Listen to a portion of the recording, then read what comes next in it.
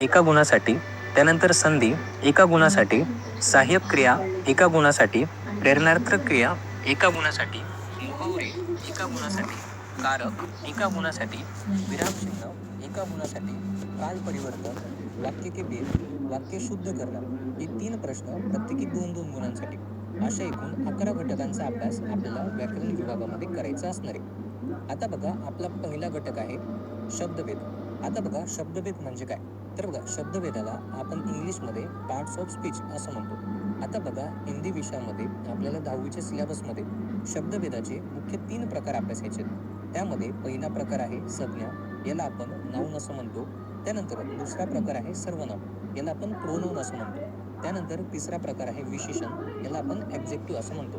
आता बघा, आपला पहिला मुख्य प्रकार आहे संज्ञा. आता बघा, संज्ञाचे देखील 5 उपप्रकार पडतात. ही देखील आपल्याला अभ्यासायची असणार आहे. सगळ्यात आधी संज्ञा म्हणजे काय? तर बघा, संज्ञाला आपण मराठीमध्ये नाम असं म्हणतो. आता बघा, जिस शब्द से किसी व्यक्ति का, वस्तु का, प्राणी का, स्थान का, गुण आदि का बोध होता है उसे संज्ञा कहते हैं. आता बघा, संज्ञाचे 5 उपप्रकार पडतात. यामध्ये पहिला प्रकार आहे व्यक्तिवाचक संज्ञा. आता बघा, व्यक्तिवाचक संज्ञा म्हणजे काय? याला आपण मराठीमध्ये विशेष नाम असं म्हणतो.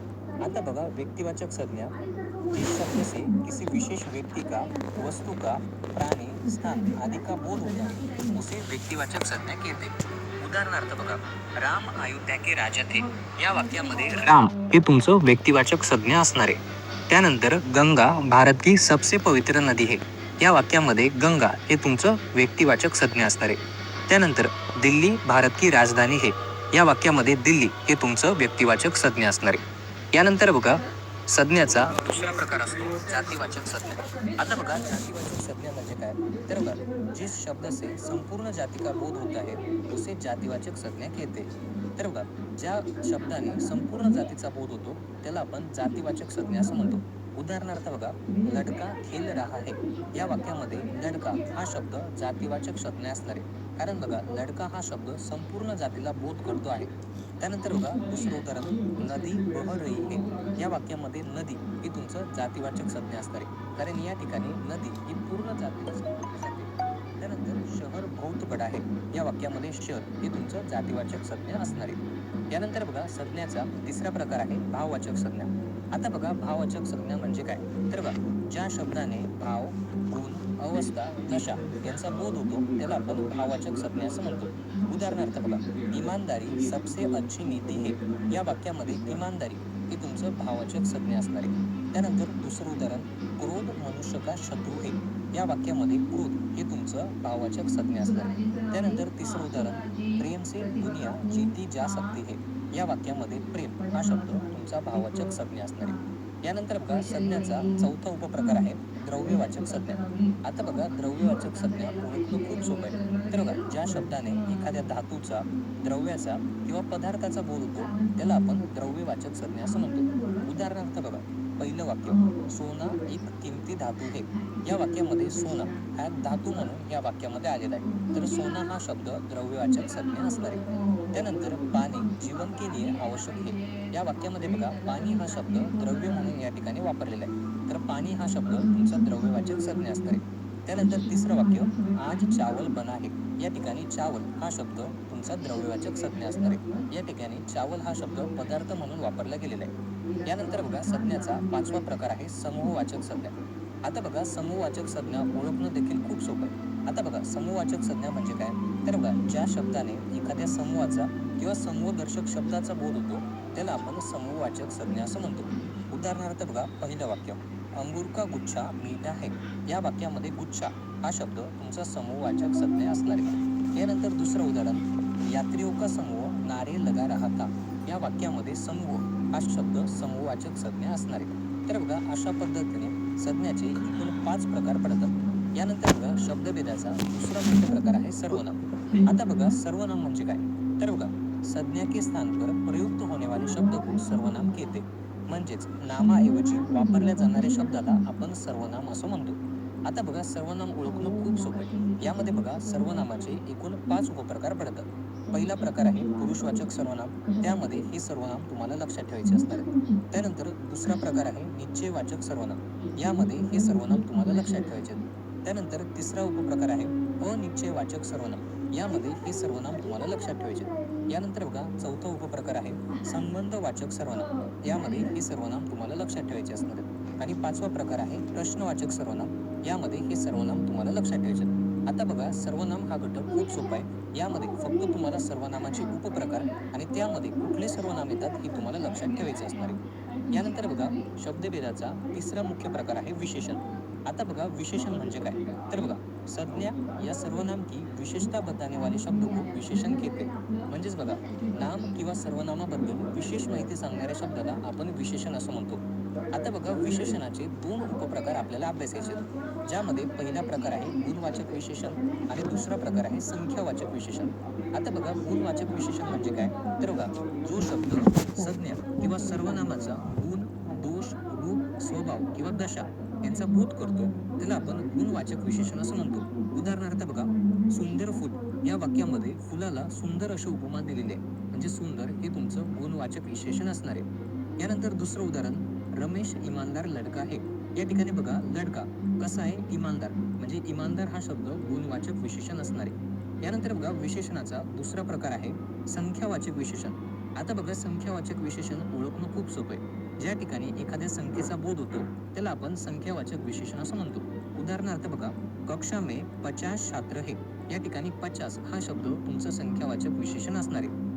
तर बघा अशा पद्धतीने शब्दभेदाचे 3 मुख्य प्रकार आणि त्यांचे उपप्रकार आपल्याला परीक्षेच्या दृष्टिकोनातून अभ्यासायचे असणार आहेत. आता बघा शब्दभेदावरती परीक्षेमध्ये कशा पद्धतीने प्रश्न येतो ते आता आपण बघूया. तर बघा परीक्षेमध्ये तुम्हाला एक वाक्य दिलं जाईल. त्या वाक्यामध्ये एक शब्द अधोरेखित केला जाईल आणि त्या शब्दावरतून आपल्याला शब्दभेद हा ओळखायचा असणार आहे. तर बघा पहिलं उदाहरण आहे आज फिर उसे साक्षात्कार के लिए जाना है. आता बघा ह्या वाक्यामध्ये उसे या शब्दाला अधोरेखित केलेले आहे. आता बघा उसे हा शब्द सर्वनाम तर आहे, पण तो कोणता सर्वनाम आहे यासाठी तुम्हाला सर्व सर्वनाम आणि त्यांचे उपप्रकार तुम्हाला लक्षात असले पाहिजे. तर बघा उसे हा शब्द निश्चयवाचक सर्वनाम असणार आहे. यानंतर बघा दुसरं उदाहरण गोवा देख में तरंगायित हो उठा. या वाक्यामध्ये गोवा या शब्दाला तुम्हाला अधोरेखित केलेले आहे. तर बघा गोवा हे एक व्यक्तिवाचक संज्ञा असणार आहे. यानंतर बघा तिसरं उदाहरण क्या तुम कॉलेज में पढ़ी हो. तर बघा ह्या ठिकाणी क्या आणि शेवटी प्रश्नचिन्ह दिलेले. तर बघा हे तुमचं प्रश्नवाचक सर्वनाम असणार आहे. त्यानंतर बघा चौथं उदाहरण सोना चांदी और भी महंगे हो जा रहे हैं. या वाक्यामध्ये सोना चांदी या शब्दाला अधोरेखित केलेले आहे. तर बघा सोना चांदी एक धातू आहेत म्हणजे हा शब्द तुमचा द्रव्यवाचक संज्ञा असणार आहे. यानंतर बघा पाचवं उदाहरण तर बघा वे हलवा पुरी और ताजी मिठाई खाते हैं. या ठिकाणी बघा ताजी या शब्दाला तुम्हाला अधोरेखित केलेले आहे. तर ताजी हा शब्द काय दर्शवतो, तर ह्या ठिकाणी मिठाईचा गुण दर्शवतो. म्हणजे हा शब्द तुमचा गुणवाचक विशेषण असणार आहे. तर बघा अशा पद्धतीने तुम्हाला बोर्डाच्या परीक्षेमध्ये शब्दभेदावरती प्रश्न हे विचारले जातात. यानंतर बघा आपला पुढचा घटक आहे अव्यय. आता बघा हा घटक अगदी सोपा आहे आणि एक गुण तुम्हाला ह्या घटकावरती इझिली मिळवता येतो. आता बघा अव्ययावरती परीक्षेमध्ये कशा पद्धतीने प्रश्न येतो, तर बघा परीक्षेमध्ये तुम्हाला 2 अव्यय दिले जातात. त्यापैकी एका अव्ययाचा वापर तुम्हाला वाक्यामध्ये करायचा असतो. म्हणजेच थोडक्यात सांगायचं झालं तर तुम्हाला एक शब्द दिला जातो, त्या शब्दाचा वापर तुम्हाला वाक्यामध्ये करायचा असतो. तर बघा अशा पद्धतीने तुम्हाला परीक्षेमध्ये अव्ययावरती प्रश्न हा विचारला जातो. तर बघा उदाहरणार्थ बघू, तुम्हाला तो हा अव्यय दिलेला आहे याचा वापर तुम्हाला वाक्यामध्ये करायचा असतं. आता कशा पद्धतीने करणार, तर बघा अगर तुम मेहनत करोगे तो अवश्य सफल होंगे. या ठिकाणी तो हा अव्यय आपला आलेला आहे. त्यानंतर आणखी उदाहरण बघू, फिर हा तुमचा अव्यय दिलेला आहे, याचा वापर आपल्याला वाक्यामध्ये करायचा आहे. तर कशा पद्धतीने करणार, तर बघा वह पहिले पडा और फिर खेळणे चला गया. या ठिकाणी फिर हा अव्यय आपला आलेला आहे. तर बघा अशा पद्धतीने तुम्हाला अव्ययावरचा प्रश्न परीक्षेमध्ये सोडवायचा असतो. यानंतर बघा आपला पुढचा घटक आहे संधी. आता बघा तुम्हाला इयत्ता 10वीच्या सिलेबसमध्ये संधीचे फक्त मुख्य 3 प्रकार तुम्हाला अभ्यासायचे असणार आहेत. ज्यामध्ये बघा पहिला प्रकार आहे स्वर संधी, दुसरा प्रकार आहे व्यंजन संधी आणि तिसरा प्रकार आहे विसर्ग संधी. असे 3 मुख्य प्रकार तुम्हाला संधीचे अभ्यासायचे असणार आहेत. आता बघा पहिला प्रकार आहे स्वर संधी. आता बघा स्वर संधी म्हणजे काय, तर बघा जेव्हा 2 स्वर एकत्र येऊन ज्यामध्ये बदल होतो त्याला आपण स्वर संधी असं म्हणतो. आता बघा संधी हा घटक अभ्यासताना तुम्हाला सगळ्यात महत्त्वाचं आहे संधी विच्छेद आणि संधीचे जास्तीत जास्त शब्द तुम्हाला माहिती पाहिजे किंवा त्यांचा विग्रह तुम्हाला माहिती पाहिजे. त्यावरतून तुम्ही संधीचा प्रकार हा ओळखू शकतात. आता बघा स्वर संधीसाठी काय लक्षात ठेवायचं, तर बघा स्वर संधीमध्ये जेव्हा आपण विग्रह करतो त्यामध्ये विग्रहातला दुसरा शब्द असतो त्या शब्दाच्या सुरुवातीला येणारं अक्षर हे तुमचा स्वर असलं पाहिजे, त्याला आपण स्वर संधी असं म्हणतो. उदाहरणार्थ बघा, रामेश्वर हा तुमचा शब्द आहे, याचा विग्रह कसा होतो? राम अधिक ईश्वर. या ठिकाणी ई हा तुमचा स्वर आहे, म्हणजे हा शब्द तुमचा स्वर संधीचं उदाहरण असणार आहे. त्यानंतर दुसरा शब्द देवेंद्र, याचा विग्रह कसा होतो? देव अधिक इंद्र. या ठिकाणी दुसऱ्या शब्दामध्ये ई हे तुमचं पहिलं अक्षर आहे आणि ई तुमचा स्वर आहे, म्हणजे हा शब्द तुमचा स्वर संधीचं उदाहरण असणार आहे. त्यानंतर महात्मा हा शब्द आहे, याचा विग्रह कसा होतो? महा अधिक आत्मा. या ठिकाणी आ हा तुमचा स्वर आहे, म्हणजे हा देखील शब्द तुमचं स्वर संधीचं उदाहरण असणार आहे. तर बघा, अशा पद्धतीने स्वर संधी ही ओळखता येते. यानंतर बघा, संधीचा दुसरा मुख्य प्रकार आहे व्यंजन संधी. आता बघा, स्वर संधी ज्याप्रमाणे आपण ओळखली त्याचप्रमाणे आपल्याला व्यंजन संधी देखील ओळखता येते. जेव्हा आपण विग्रह करतो, विग्रह करताना दुसऱ्या शब्दाचं पहिलं अक्षर जर तुमचं व्यंजन असेल तर त्या शब्दाला आपण व्यंजन संधी असं म्हणतो. उदाहरणार्थ बघा, सज्जन हा तुमचा शब्द आहे, याचा विग्रह कसा होतो? सत अधिक जन. या ठिकाणी दुसऱ्या शब्दाचं पहिलं अक्षर आहे ज आणि ज तुमचं व्यंजन आहे, म्हणजे सज्जन हा शब्द तुमचं व्यंजन संधीचं उदाहरण असणार आहे. त्यानंतर बघा, सदाचार हा शब्द तुम्हाला अपवादामध्ये लक्षात ठेवायचा आहे. जरी या ठिकाणी स्वर आला असेल तरी हा शब्द व्यंजन संधीचं उदाहरण तुम्हाला लक्षात ठेवायचं आहे. त्यानंतर बघा, संतोष हा शब्द आहे, याचा विग्रह कसा होतो? सम अधिक तोष. या ठिकाणी त हा तुमचा व्यंजन आहे. त्यानंतर बघा, दिग्गज या शब्दाचा विग्रह कसा होतो? दिग अधिक गज. या ठिकाणी ग हा तुमचा व्यंजन आहे. तर बघा, अशा पद्धतीने व्यंजन संधी तुम्ही ओळखू शकता. यानंतर बघा, संधीचा तिसरा मुख्य प्रकार आहे विसर्ग संधी. आता बघा, विसर्ग संधी कशा पद्धतीने ओळखायची? तर बघा, विसर्ग संधी ओळखणं खूप सोपं आहे. तर बघा, संधीचा विग्रह करत असताना जर विसर्ग आढळला त्याला आपण विसर्ग संधी असं म्हणतो. उदाहरणार्थ बघा, पहिला शब्द आहे निष्कपट. याचा विग्रह कसा होतो? निही अधिक कपट. या ठिकाणी विसर्ग आढळला म्हणजे हा शब्द तुमचा विसर्ग संधीचं उदाहरण असणार आहे. त्यानंतर बघा, दुस्साहस हा तुमचा शब्द आहे, याचा विग्रह कसा होतो?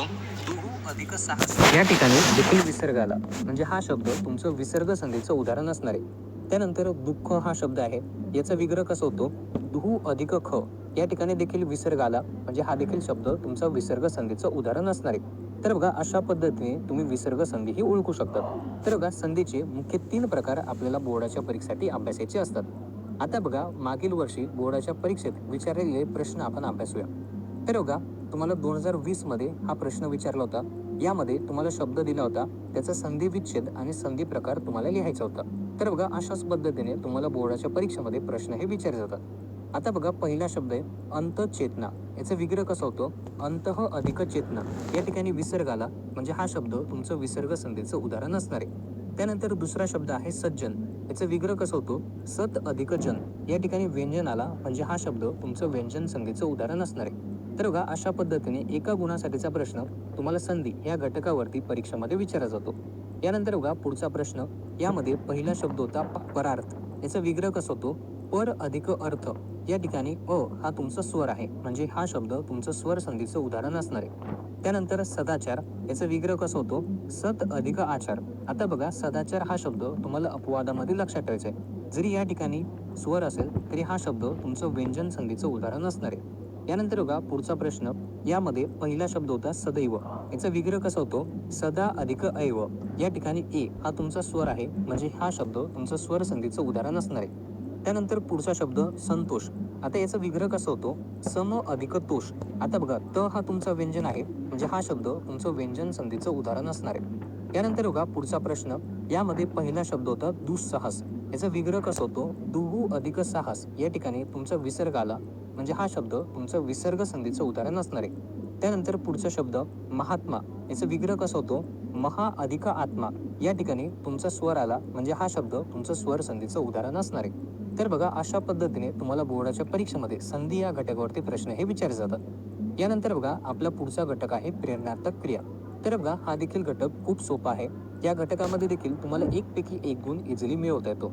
आता बघा, प्रेरणार्थक क्रियाचे आपल्याला 2 उपप्रकार अभ्यासायचे असणार आहेत. ज्यामध्ये पहिला प्रकार आहे प्रथम प्रेरणार्थक रूप किंवा प्रथम प्रेरणार्थक क्रिया. त्यानंतर दुसरा प्रकार आहे द्वितीय प्रेरणार्थक रूप किंवा यालाच आपण द्वितीय प्रेरणार्थक क्रिया असं देखील म्हणतो. आता बघा, यांना ओळखायचं कसं किंवा यांचं रूपांतर कशा पद्धतीने करायचं ते आधी आपण समजून घेऊया. तर बघा, मूळ क्रियेला जेव्हा प्रथम प्रेरणार्थक रूपामध्ये आपल्याला रूपांतर करायचं असेल तेव्हा फक्त मूळ क्रियेमध्ये आना हे प्रत्यय आपल्याला जोडायचं असणार आहे. त्यानंतर बघा, आपल्याला मूळ क्रियेला जर द्वितीय प्रेरणार्थक रूपामध्ये रूपांतर करायचं असेल तर आपल्याला फक्त वाना हे प्रत्यय मूळ क्रियेला लावायचं असणार आहे. उदाहरणार्थ बघा, दौडना हा तुमचा मूळ क्रिया आहे. याचं प्रथम प्रेरणार्थक रूप कशा पद्धतीने करणार? याला फक्त आपल्याला आना हे प्रत्यय आपल्याला लावायचं असणार आहे. तर बघा, दौडना याचं होणार दौडाना. त्यानंतर बोलना याचं होणार बुलाना. तर बघा, अशा पद्धतीने आपण कुठल्याही मूळ क्रियेला प्रथम प्रेरणार्थक रूपामध्ये रूपांतर हे करू शकतो. फक्त तुम्हाला आना हे प्रत्यय लावायचं असणार आहे. त्यानंतर बघा, मूळ क्रियेला जर द्वितीय प्रेरणार्थक रूपामध्ये जर रूपांतर करायचं असेल तर कशा पद्धतीने करणार? फक्त तुम्हाला वाना हे प्रत्यय लावायचं असणार आहे. तर बघा, दौडना याचं होणार दौडवाना. त्यानंतर बोलना याचं होणार बुलवाना. तर बघा, अशा पद्धतीने तुम्ही कुठल्याही मूळ क्रियेला प्रथम प्रेरणार्थक रूपामध्ये किंवा द्वितीय प्रेरणार्थक रूपामध्ये रूपांतर हे करू शकतात. आता बघा, परीक्षेमध्ये आलेले प्रश्न आपण सोडूया. तर बघा, पहिला शब्द आहे मिलना. याला आपल्याला प्रथम प्रेरणार्थक रूपामध्ये रूपांतर करताना आपल्याला फक्त आना हे प्रत्यय वापरायचं असणार आहे. तर बघा, याचं होणार मिलाना. आणि द्वितीय प्रेरणार्थक रूपामध्ये रूपांतर करताना वाना हे प्रत्यय आपल्याला लावायचं असणार आहे. ते याचं होणार मिलवाना. त्याच पद्धतीने बघा, फैलना याचं होणार फैलाना आणि फैलवाना. त्यानंतर भुलना याचं होणार भुलाना आणि भुलवाना. त्यानंतर देखना याचं होणार दिखाना दिखवाना. त्यानंतर धुलना याचं होणार धुलाना आणि धुलवाना. त्यानंतर खाना याचं होणार खिलाना आणि खिलवाना. तर बघा, अशा पद्धतीने तुम्हाला प्रेरणार्थक क्रियेवरती बोर्डाच्या परीक्षेमध्ये प्रश्न हे विचारले जातात. यानंतर बघा, आपला पुढचा घटक आहे सहाय्यक क्रिया. आता बघा, हा देखील घटक खूप सोपा आहे. या घटकामध्ये देखील तुम्हाला 1 गुण इझिली मिळवता येतो. आता बघा, परीक्षेमध्ये कशा पद्धतीने प्रश्न येतो? तर बघा, परीक्षेमध्ये तुम्हाला एक वाक्य दिलं जातं. त्या वाक्यातील आपल्याला सहाय्यक क्रिया ओळखायची असते आणि त्या सहाय्यक क्रियेवरतून आपल्याला त्या क्रियेचं मूळ रूप हे लिहायचं असतं. आता बघा, सहाय्यक क्रिया म्हणजे नेमकं काय? तर बघा, वाक्यामध्ये मुख्य क्रियेला सहायता करणाऱ्या शब्दाला किंवा सहायता करणाऱ्या क्रियाला आपण सहाय्यक क्रिया असं म्हणतो. उदाहरणार्थ बघा, पहिलं वाक्य आहे, रहमानने लक्ष्मी को घर से निकालने के लिए कमर कस ली. या वाक्यामध्ये कस हे तुमचं मुख्य क्रियापद आहे आणि ह्या शब्दाला ली हा शब्द तुम्हाला सहाय्य करताना दिसतोय. म्हणजे ली हा शब्द तुमचा सहाय्यकारी क्रियापद असणार आहे. आता बघा, तुम्हाला सहाय्यकारी क्रियापद ओळखता आलं पाहिजे आणि त्या क्रियापदाचं मूळ रूप तुम्हाला लिहिता आलं पाहिजे. आता लीचं मूळ रूप असणार आहे लेना. आणखी एक उदाहरण आपण बघू. तर दुसरं वाक्य आहे, वे पुस्तक पकडे न रह सके. या वाक्यामध्ये रह हा शब्द तुमचा मुख्य क्रियापद आहे आणि सके हा शब्द याला सहाय्यकारी क्रियापद असणार आहे. आता बघा, सहाय्यक क्रिया असणार आहे सके आणि त्याचं मूळ रूप काय असणार आहे? तर सकना. तर बघा, अशा पद्धतीने तुम्हाला सहाय्यकारी क्रियापद किंवा सहाय्यक क्रिया वाक्यातील ओळखता आली पाहिजे आणि त्याचं मूळ रूप तुम्हाला लिहिता आलं पाहिजे. यानंतर बघा, बोर्डाच्या परीक्षेमध्ये कशा पद्धतीने प्रश्न विचारले जातात ते आता आपण बघूया. तर बघा, परीक्षेमध्ये तुम्हाला एक वाक्य दिलं जाईल. त्या वाक्यातील सहाय्यकारी क्रिया तुम्हाला शोधायची आहे आणि त्याचं मूळ रूप तुम्हाला लिहायचं असणार आहे. तर बघा, पहिलं उदाहरण आहे, इधर बच्चे रेत का घर बनाने लगे. या वाक्यामध्ये बनाने हा तुमचं मुख्य क्रिया आहे आणि त्याला लगे हा शब्द सहाय्य करतोय. म्हणजे लगे हा शब्द तुमचं सहाय्यकारी क्रियापद असणार आहे. आता याचं मूळ रूप कशा पद्धतीने असणार आहे? तर लगना. यानंतर दुसरं उदाहरण बघा, वे पुस्तक पकडे न रह सके. या वाक्यामध्ये रह हा तुमचं मुख्य क्रियापद आहे आणि सके हा तुमचा सहाय्यकारी क्रियापद असणार आहे. आता सके हा तुमचं सहाय्यकारी क्रियापद आहे आणि त्याचं मूळ रूप असणार आहे सकना. यानंतर बघा, पुढचं उदाहरण, शरीर को कुछ समय के लिए विश्राम मिल गया. आता बघा, ह्या वाक्यामध्ये मिल हा तुमचं मुख्य क्रियापद असणार आहे आणि गया हा तुमचं सहाय्यकारी क्रियापद असणार आहे. आता गयाचं मूळ रूप असणार आहे जाना. तर हे तुम्हाला लक्षात ठेवायचं आहे. त्यानंतर चौथं उदाहरण बघा. तर बघा, अब वही रोने की आवाज मुझे पड़ोस के कमरे से सुनाई पडी. या वाक्यामध्ये सुनाई हा तुमचं मुख्य क्रियापद आहे आणि पडी हा त्याला सहाय्य करतोय. म्हणजे हा शब्द तुमचं सहाय्यकारी क्रियापद असणार आहे. आता बघा, सहाय्यकारी क्रियापद असणारे पडी आणि त्याचं मूळ रूप असणारे पडना. तर बघा, अशा पद्धतीने तुम्हाला सहाय्यकारी क्रियावरती बोर्डाच्या परीक्षेमध्ये प्रश्न हे विचारले जातात. यानंतर बघा, आपला पुढचा घटक आहे मुहावरे. आता बघा, मुहावरे हा देखील घटक खूप सोपा आहे. यामध्ये देखील तुम्हाला 1 गुण इझिली मिळवता येतो. आता बघा, मुहावरे हा घटक अभ्यासताना तुम्हाला करायचं काय? तुमच्या पुस्तकामध्ये जेवढे पण महत्त्वाचे मुहावरे आहेत ते तुम्हाला पाठांतर करायचे असणार आहेत. त्यांचा अर्थ तुम्हाला माहिती पाहिजे आणि त्यांचा वाक्यात उपयोग तुम्हाला करता आला पाहिजे. कारण बोर्डाच्या परीक्षेमध्ये कसा प्रश्न येतो? तर तुम्हाला मुहावरा दिला जाईल, त्याचा अर्थ तुम्हाला लिहायचा आहे आणि त्याचा वाक्यात उपयोग तुम्हाला करता आला पाहिजे. यासाठी बघा, तुमच्या पाठ्यपुस्तकामध्ये जेवढे पण महत्त्वाचे वाक्प्रचार आहेत आणि जे बोर्डाच्या परीक्षेमध्ये वारंवार विचारले जातात ते सर्व वाक्प्रचार तुम्हाला व्हिडिओमध्ये देत आहे. यांचा अर्थ नीट लक्षात घ्या आणि त्यांचा वाक्यात उपयोग तुम्हाला करता आला पाहिजे. तर बघा, पहिला मुहावरा आहे, दीवार टूट जाना याचा अर्थ होतो अडचण समाप्त हो जाना. त्यानंतर दुसरा मुहावरा आहे चैन न मिल पाना, बेचैनी अनुभव करना. त्यानंतर झेप जाना, लज्जित होना या शर्माना. त्यानंतर रटा जाना, बार बार कहा जाना. तिलिस्म तुटना, वास्तविकता सामने आना. बस चलाना, सामर्थ्य होना. निछावर करना, समर्पण करना. दृष्टी फेरना, नजर डालना. चंपत होना, गायब हो जाना. कमर कसना, तयार होना. शेखी बखारना, स्वयं की प्रशंसा करना. त्यानंतर सीना तानकर खडे रहना, दृढ निश्चय से खडे रहना. त्यानंतर बघा दाद देना मतलब प्रशंसा करना. त्यानंतर मुंह लाल होना, क्रोध से चेहरा लाल पड जाना. त्यानंतर निजात पाना, मुक्ती पाना.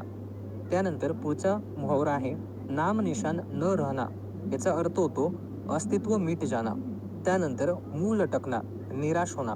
तर बघा तुमच्या पाठ्यपुस्तकातील हे काही मुहावरे आहेत जे तुम्हाला वारंवार बोर्डाच्या परीक्षेमध्ये विचारले जातात.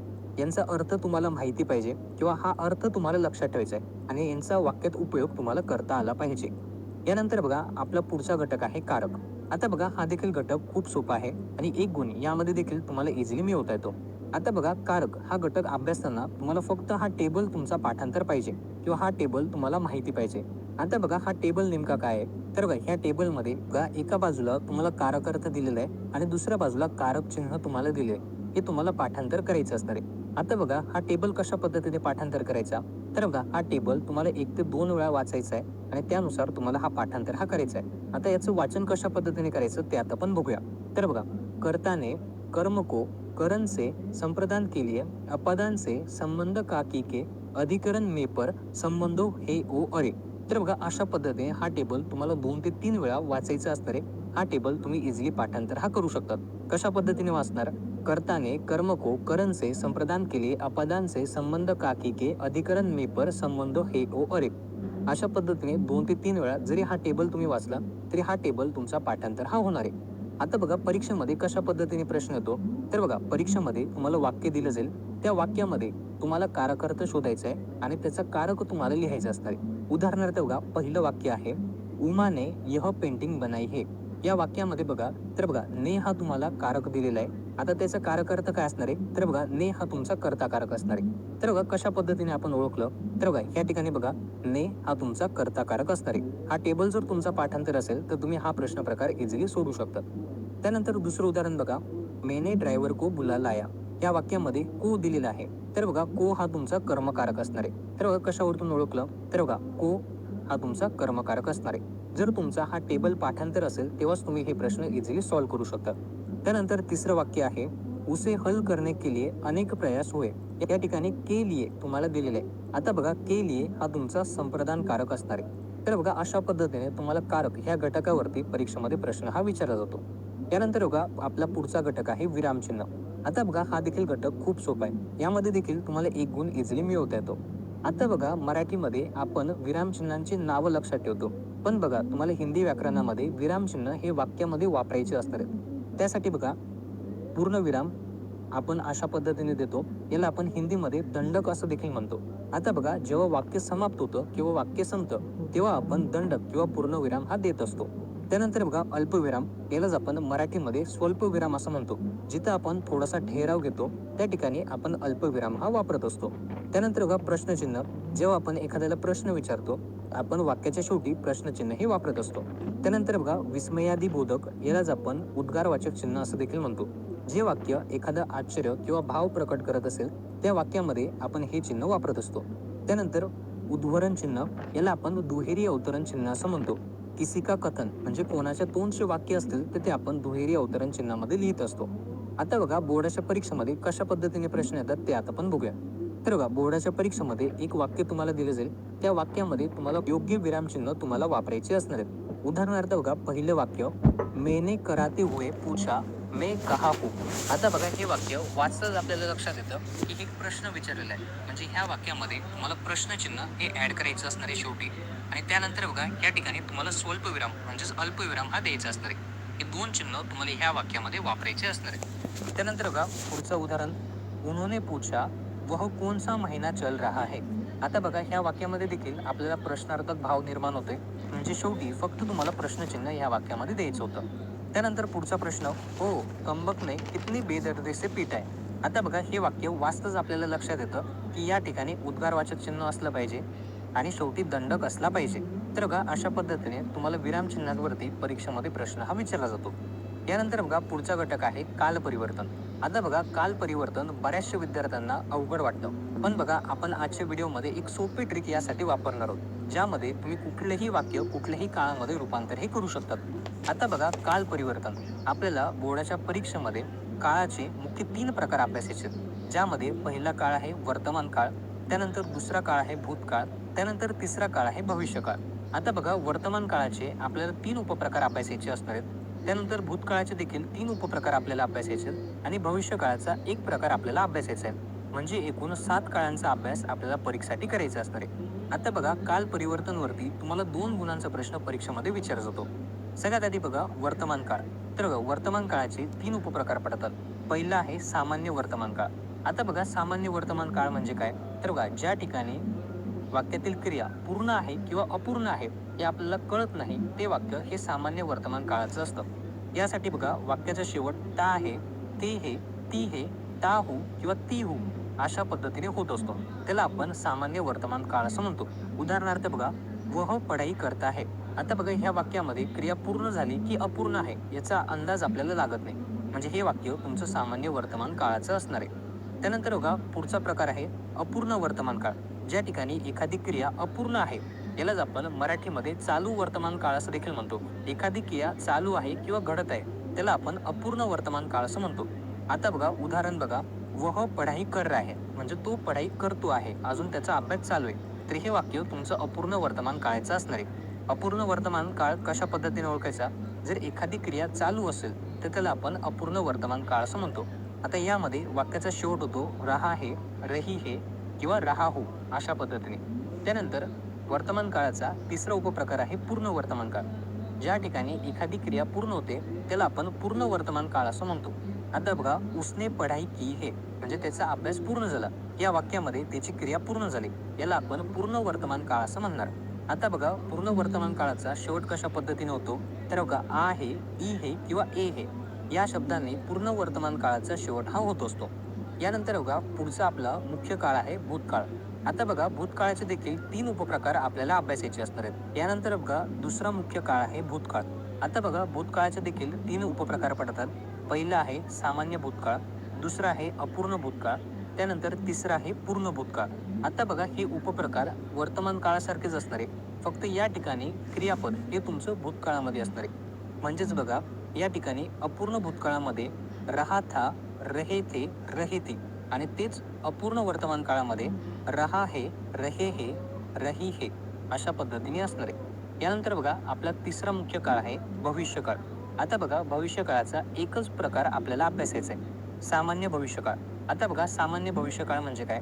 जे वाक्य किंवा जी क्रिया भविष्यकाळामध्ये घडते ते वाक्य आपलं सामान्य भविष्यकाळाचं असणार आहे. उदाहरणार्थ बघा वह पढाई करेगा, म्हणजे तो अभ्यास करणार आहे, हे वाक्य तुमचं सामान्य भविष्यकाळाचं असणार आहे. तर बघा अशा पद्धतीने आपल्याला काल परिवर्तनमध्ये 3 काळांचा अभ्यास करायचा असणार आहे.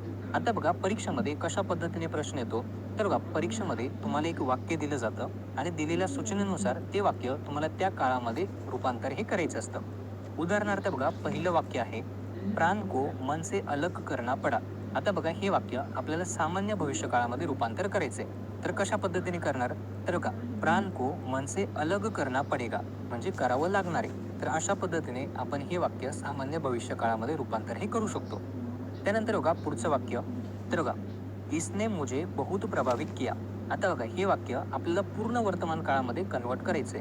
तर कशा पद्धतीने करणार? तर बघा जी ट्रिक मी तुम्हाला सांगितली त्या ट्रिकला तुम्हाला फॉलो करायचंय. तर बघा पूर्ण वर्तमान काळामध्ये आपण कोणते क्रियापद वापरतो? तर बघा आपलं पूर्ण वर्तमान काळ आहे, या ठिकाणी आ हे, ई हे किंवा ए हे, म्हणजे शेवटी हे असला पाहिजे. तर हे क्रियापद वापरून आपण वाक्याचा शेवट हा करत असतो. आता बघा पूर्ण वर्तमान काळामध्ये कन्वर्ट करायचं तर कशा पद्धतीने करणार? तर बघा इसने मुझे बहुत प्रभावित किया है, शेवटी हे आला पाहिजे, म्हणजे या ठिकाणी आपण आ हे हे क्रियापद आपण वापरलं. त्यानंतर बघा पुढे तिसरं वाक्य मेरी सबसे छोटी बहन पहली बार ससुराल जाएगी. आता हे वाक्य आपल्याला अपूर्ण भूतकाळामध्ये कन्वर्ट करायचे आहे. तर बघा, अपूर्ण भूतकाळामध्ये आपण कुठली क्रियापद वापरतो? तर बघा, अपूर्ण भूतकाळामध्ये आपण रहा था, रही थे किंवा रहे थे हे क्रियापद आपण वापरतो. म्हणजे ह्या वाक्यामध्ये आपल्याला वाक्याचे शेवट रहा था, रहे थे, रही थी या तीनही क्रियापदापैकी एका क्रियापदाने आपल्याला करायचं असतं रे. आता बघा, मेरी सबसे छोटी बहन पहली बार ससुराल जा रही थी, म्हणजे आपण ह्या ठिकाणी रही थी आपण क्रियापद आपण वापरलं. तर अशा पद्धतीने तुम्ही कुठलेही वाक्य कुठल्याही काळामध्ये रूपांतर हे करू शकतात. त्यानंतर बघा पुढचा प्रश्न. तर बघा, वे बाजार से नये पुस्तक खरीदते हे वाक्य आपल्याला सामान्य भविष्य काळामध्ये रूपांतर करायचे. तर बघा कशा पद्धतीने करणार? वे बाजार से नये पुस्तक खरीदेंगे. तर बघा अशा पद्धतीने हे वाक्य तुम्हाला सामान्य भविष्य काळामध्ये रूपांतर हे करायचं असणार आहे. त्यानंतर बघा दुसरं वाक्य. बहुत से लोग अपनी आजीविका शारीरिक श्रम से चलाते हैं. आता हे वाक्य आपल्याला अपूर्ण वर्तमान काळामध्ये रूपांतर हे करायचं असणार आहे. आता बघा, अपूर्ण वर्तमान काळामध्ये आपण कुठले क्रियापद वापरतो? तर बघा, अपूर्ण वर्तमान काळामध्ये रहा है, रहे है किंवा रहा हू हे क्रियापद आपण वापरत असतो. हे क्रियापद वापरून आपल्याला वाक्याचा शेवट हा करायचा असणार आहे. आता बघा कशा पद्धतीने करणार? बहुत से लोग अपनी आजीविका शारीरिक श्रम से चला रहे है या ठिकाणी रहे हे अशा पद्धतीने करायचं असणार आहे. जर समजा या ठिकाणी अपूर्ण भूतकाळ असला असता तर अपूर्ण भूतकाळामध्ये या ठिकाणी फक्त रहे हे याच्या ऐवजी रहा था किंवा रहे थे अशा पद्धतीने आपल्याला क्रियापद वापरायचं असणार आहे. यानंतर बघा पुढचं वाक्य. आप इतनी देर से नापतोल करते हे वाक्य आपल्याला पूर्ण वर्तमान काळामध्ये रूपांतर करायचं असणार आहे. तर कशा पद्धतीने करणार? तर पूर्ण वर्तमान काळामध्ये आ हे किंवा ए हे आपण क्रियापद वापरत असतो. तर बघा, आपने इतनी देर से नापतोल किया है. तर बघा अशा पद्धतीने हे वाक्य आपल्याला पूर्ण वर्तमान काळामध्ये रूपांतर करायचं असणार आहे. तर बघा अशा पद्धतीने तुम्हाला काळ परिवर्तनवरती बोर्डाच्या परीक्षेमध्ये प्रश्न हे विचारले जातात. यानंतर बघा आपला पुढचा घटक आहे वाक्य के भेद रचना के अनुसार. तर बघा हा देखील घटक खूप सोपा आहे आणि 2 गुण यामध्ये तुम्हाला इझिली मिळवता येतात. आता बघा, वाक्य के भेद रचना के अनुसार यामध्ये आपल्याला 3 प्रकार अभ्यासायचे आहेत. म्हणजे रचनेनुसार वाक्याचे 3 प्रकार पडतात. पहिला प्रकार आहे सरळ वाक्य, जे अगदी सिंपल सेंटेन्स असतं, त्यामध्ये एकच वाक्य वाक्यामध्ये असणारे. त्यानंतर दुसरा प्रकार असणारे संयुक्त वाक्य, ज्यामध्ये 1 किंवा 2 वाक्य तुम्हाला एकमेकांमध्ये जोडलेले दिसतात. आणि तिसरं वाक्य असणारे मिश्र वाक्य, ज्यामध्ये एक मुख्य वाक्य असतं आणि बाकीचे सहाय्यक वाक्य असतात. त्याला आपण मिश्र वाक्य असं म्हणतो. आता बघा, सरळ वाक्य ओळखणं खूप सोपं आहे. त्यानंतर संयुक्त वाक्य हे और, या, लेकिन, फिर या शब्दांनी जोडलेलं असतं. म्हणजे संयुक्त वाक्यामध्ये 2 मुख्य वाक्य हे और किंवा या, लेकिन, फिर या शब्दांनी जोडलेले सापडतात. आणि मिश्र वाक्य यामध्ये एक मुख्य वाक्य असतं आणि जे वाक्य दुसऱ्या वाक्याशी जो, की, यदि, क्योंकि, जब या शब्दांनी जोडलेलं असतं. आता बघा, मिश्र वाक्य ओळखणं खूप सोपं आहे. ज्या ठिकाणी स्वल्पविरामने 2 वाक्य जोडलेले दिसले ते वाक्य तुमचं मिश्र वाक्य असणार आहे. अशा पद्धतीने तुम्ही मिश्र वाक्य हे ओळखू शकतात. आता बघा, परीक्षेमध्ये कशा पद्धतीने प्रश्न येतात ते आता आपण बघूया. तर परीक्षेमध्ये पहिलं वाक्य आहे बाबूजी का एक तरीका था जो अपने आप आकर्षित करता था. या ठिकाणी बघा, था हा तुमचा शब्द आलेला आहे आणि त्यानंतर तुम्हाला स्वल्पविराम देखील दिसतोय. म्हणजे हे वाक्य तुमचं मिश्र वाक्य असणार आहे. त्यानंतर बघा दुसरं वाक्य. संतरी को जैसे कहा गया था उसने वैसा ही किया. आता बघा, ह्या वाक्यामध्ये देखील था वापरलेला आहे आणि त्यानंतर स्वल्पविराम दिलेला आहे. म्हणजे हे वाक्य देखील तुमचं मिश्र वाक्य असणार आहे. त्यानंतर बघा तिसरं वाक्य. वह बूढ़ी काकी पर जपली और उन्हें दोनों हाथ से झटक कर बोली. आता बघा, ह्या वाक्यामध्ये देखील 2 वाक्य दिसत आहेत आणि दोन्ही वाक्य और या शब्दाने जोडलेले दिसत आहेत. म्हणजे हे वाक्य तुमचं संयुक्त वाक्य असणार आहे. तर बघा अशा पद्धतीने तुम्हाला वाक्य